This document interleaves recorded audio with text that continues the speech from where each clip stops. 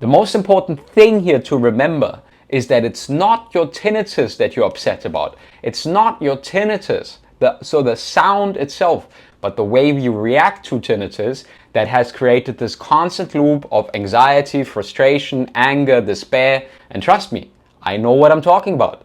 I've been there as well, multiple times. On top of that, maybe your audiologist tries to convince you to buy thousands of dollars worth for hearing aids, which in effect, if you don't have an indication for a hearing aid, which is something that your ENT should tell you, is a complete waste of money, honestly. Because what are these $3,000 hearing aids are going to do if you don't have an indication for wearing a hearing aid because of your hearing loss? Then the only thing they're going to do is it's going to mask your tinnitus. But masking your tinnitus is something that you can do with $200 AirPods. Hi. Today I want to talk to you a little bit about the things and options for the best possible tinnitus management in the year 2024. My name is Frida. I am a professional tinnitus coach and I have worked with close to 500 people, helping them navigate tinnitus in the best way possible. My own personal journey, some of you guys know that I was born deaf on my left ear and I've been wearing a hearing aid paired with a severe high-pitched tinnitus in my right ear for the last 15 years. And I've worked as a tinnitus coach with many people by now using tools of cognitive behavior therapy and acceptance and commitment therapy, because most importantly, we are not dealing with the tinnitus itself, so a sound, but the way the sound makes us feel, right? So if we do understand that anxiety that comes with the tinnitus, that insomnia, all the other related issues that we experience due to tinnitus are not actually based on the tinnitus itself, but on our reaction towards our tinnitus. So my approach to telling you what you can do in the year 2024 and what has been helpful for many of the people that I've been working with in the past and that I'm still working with right now is a collection of things that I have found very useful. I'm also going to be sharing at the end of this clip a few free resources that you can use that are available through my channels that you can download, for example, on my website. But let's get into all the different tools and tips and strategies that I have for you for a proper tinnitus management in the year 2024.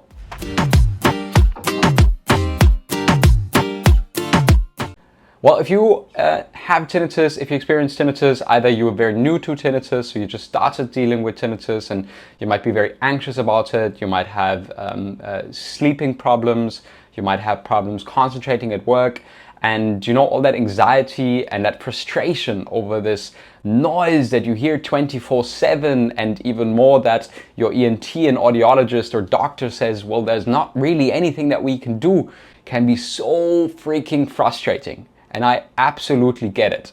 On top of that, maybe your audiologist tries to convince you to buy thousands of dollars worth for hearing aids, which in effect, if you don't have an indication for a hearing aid, which is something that your ENT should tell you, is a complete waste of money, honestly. Because what are these $3,000 hearing aids are going to do if you don't have an indication for wearing a hearing aid because of your hearing loss? Then the only thing they're going to do is it's going to mask your tinnitus.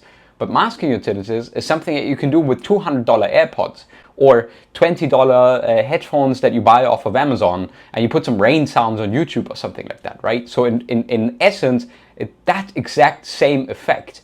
And I get this reaction from people all the time. So they feel isolated because their doctor says there's nothing they can do. They feel ridiculed because their audiologist tries to sell them $3,000 hearing aids, which in fact are not doing more than mask the bloody tinnitus, and it still doesn't deal with the anxiety and frustration and the anger that you have underneath. Because what if the hearing aid runs out of battery?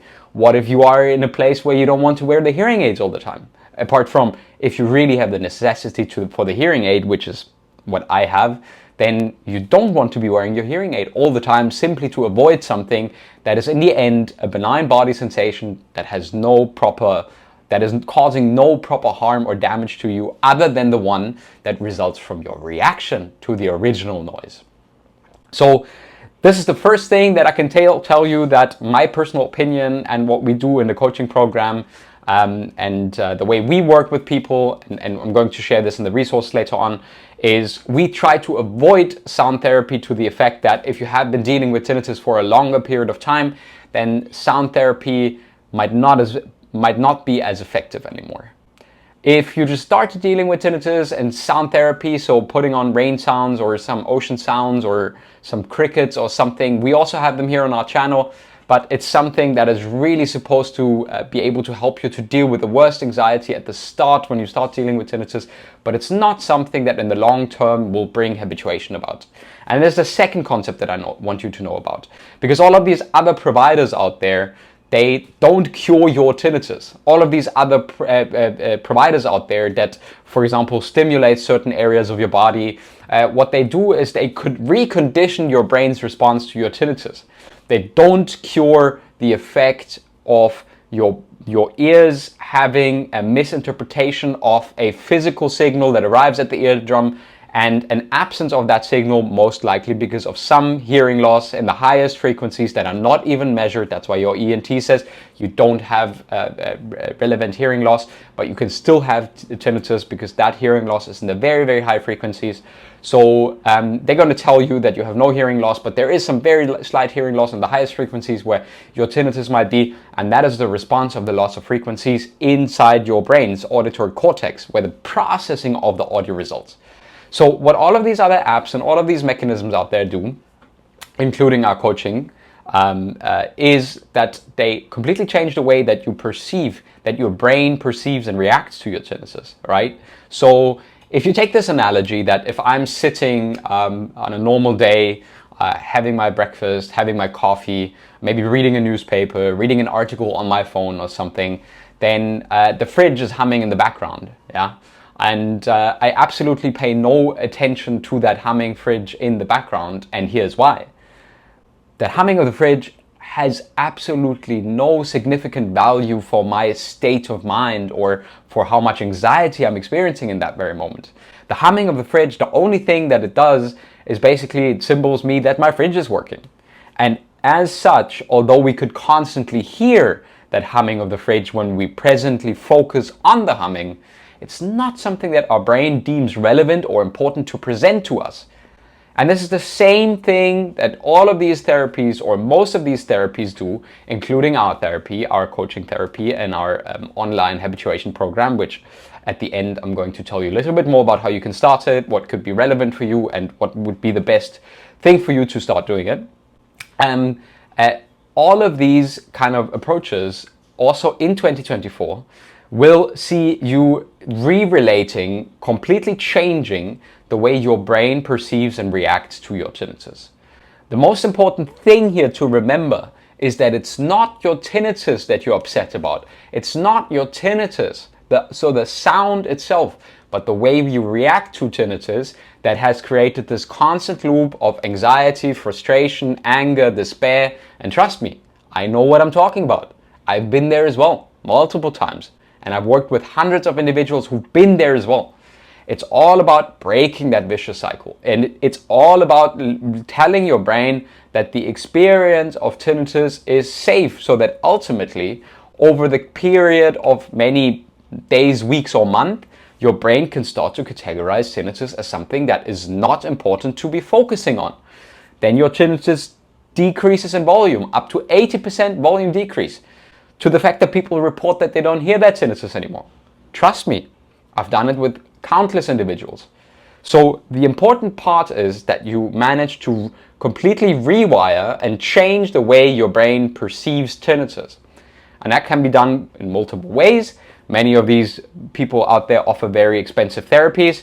My personal approach, as I told you before, is that I think sound therapy has a very limited resulting effect on that ability of yours. But in the end, it's personal choice and it's personal preference of what kind of therapy approach would be most preferential for you. One other thing that I want to mention, and that is quite exciting in the future for everyone who does experience more hearing loss-based tinnitus, is the therapeutic approach that goes into the restoration of hearing loss, where we will see that these little hair cells in the inner ear that are supposed to move when the sound arrives and translate that movement into an electrical signal, which is then interpreted in your auditory cortex as a sound, and the absence of that sound as tinnitus. We talked about that in the video. And it's very relevant that there's research going on right now determining how and whether we can re-establish those hair cells and get those hair cells back into functioning. And if we manage to get these hair cells back into functioning, very likely the response of our brain to the absence of it will diminish, meaning that tinnitus will diminish.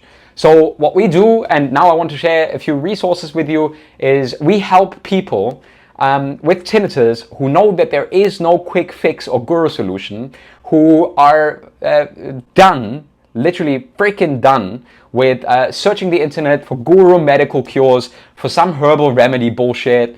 I don't want to get too deep into it, but there are no scientific points that point to the fact that this is actually useful, helpful for tinnitus. So what I want to say is we help people who are done with this, fed up with everything, and who want to make one final commitment to really ultimately learning to get better. So if you want to start getting into the program, then I can suggest you go to outringtinnitus.com. I'm going to put that below in the description as well.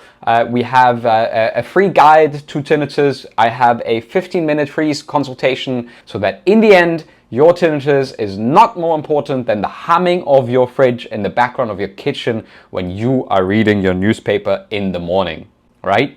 So my final thing that I want to say to you is I hope you all had a good holiday season. I wish you a fantastic start to the year 2024. I hope that it's going to be a very successful year to you. And yeah, would be lovely if you could subscribe to the channel if you enjoy these kind of videos. We'll be talking a lot more, and we have been extensively talking about everything here in depth about how this approach to habituation and managing tinnitus to the point where it stops bothering you can be helpful, and how you can access all of this. So keep tuned, stay tuned for everything that's to come up here, and I wish you a great start to the new year. Thank you. Goodbye.